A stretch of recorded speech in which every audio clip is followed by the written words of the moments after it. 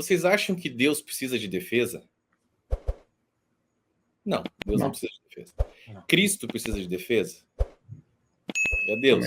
Precisa de defesa, muito menos é minha, né? Mas o evangelho de Cristo precisa de defesa? Acredito que sim, daí. Precisa de defesa. Por quê?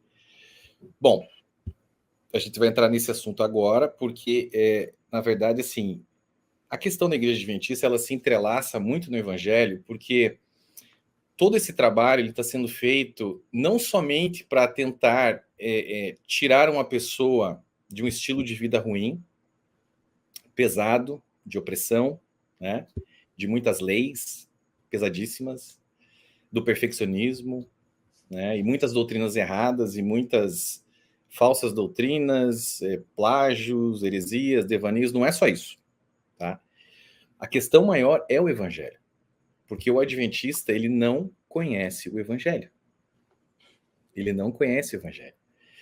E o fato de ele não conhecer o evangelho acarreta um problema de salvação na vida dele.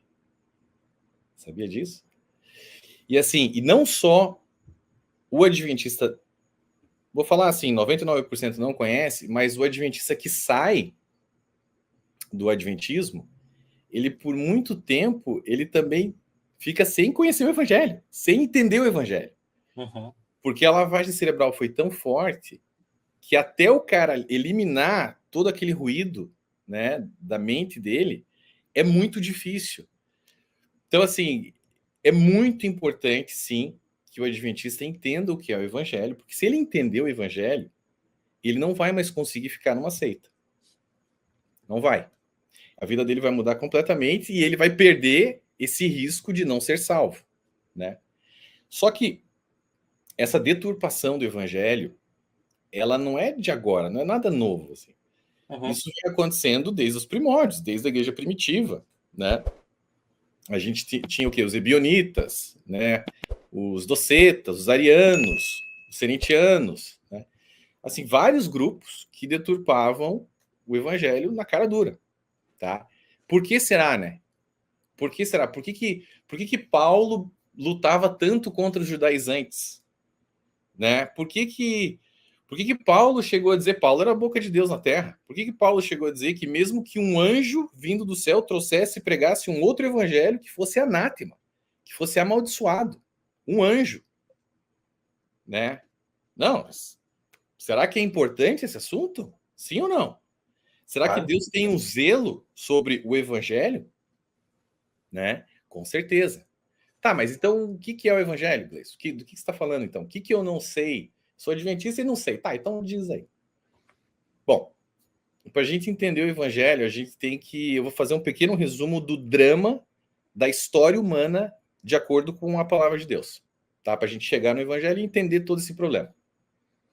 O drama humano ele começa no Jardim do Éden, Adão e Eva, né? Tudo perfeito, sem pecado, beleza.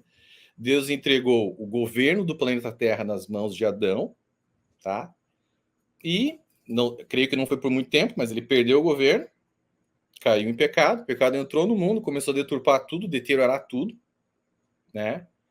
E ele passou a ser subjugado pelo príncipe da potestade do ar, que é Satanás, que subjugou todos os filhos da desobediência, que somos, assim, todos nós, até chegar ao evangelho, até a gente crer em Cristo, mas todos nós nascemos debaixo do pecado.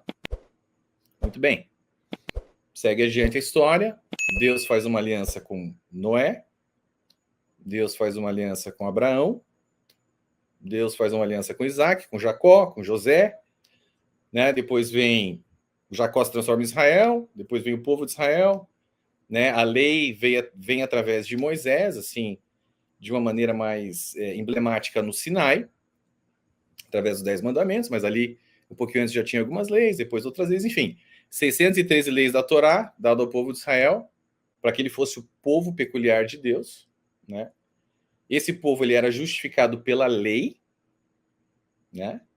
Justificado pela lei, Deuteronômio 28, as bênçãos estão ali, as maldições estão ali.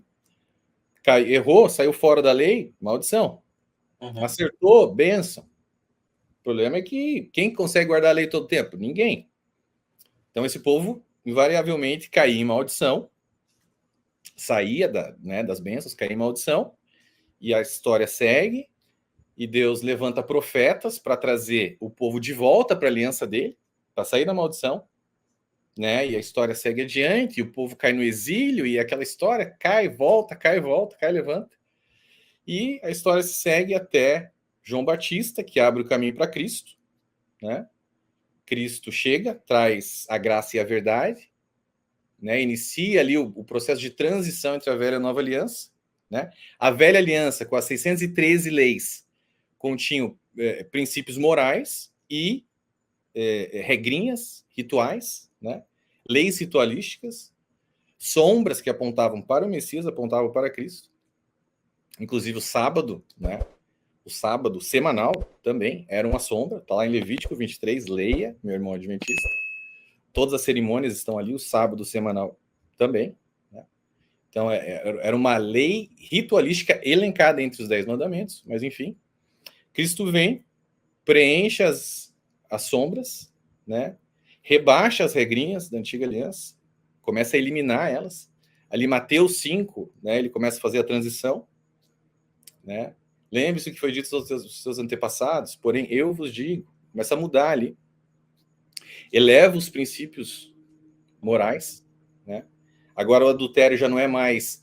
Antes, para você ser condenado por adultério, você tinha que ser pego no ato, por 2 ou 3 testemunhas, com uma outra mulher. Agora, só de você olhar com uma intenção ruim para uma outra mulher, você já está adulterando com ela. Então, os princípios morais aumentam. Enfim. Cristo é crucificado, né? O Cordeiro Imaculado é morto na cruz. Depois de 3 dias, ressuscita, né? Ascende aos céus e no Pentecostes o Espírito Santo vem e ali se inicia a nova aliança. Muito bem. Esse é um pequeno resumo do drama, né? Da história humana.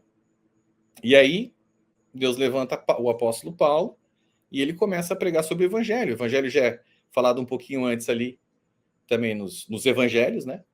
Mas Paulo, o apóstolo dos gentios, começa a falar sobre isso bastante, e ele nos traz a carta aos romanos, tá? Que é o que eu quero falar sobre hoje, né? Então, assim, a carta aos romanos, eu não sei se vocês sabem, mas é uma carta tão importante. A carta aos romanos foi a carta que fez com que Lutero tivesse a revelação do evangelho. Foi por causa da carta aos romanos que ele iniciou a reforma protestante. Tá? A carta aos romanos fez com que John Wesley se convertesse. Então, assim, é uma carta extremamente importante.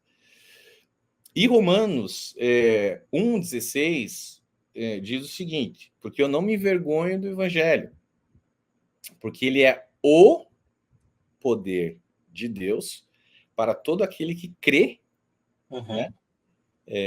Para a salvação de todo aquele que crê, primeiro do judeu, depois do gentio. Ok. Esse verso, ele não diz que o evangelho ele é um poder de Deus.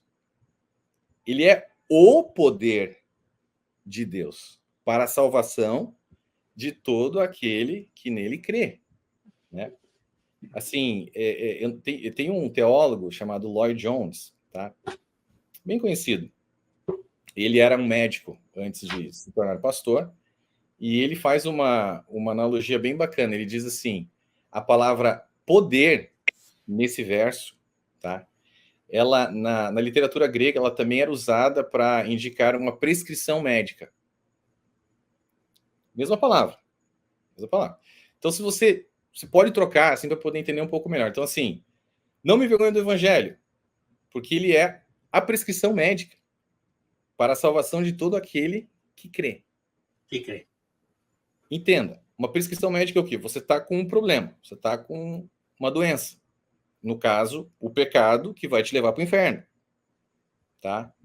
Deus prescreve, te dá uma prescrição médica, que é o evangelho.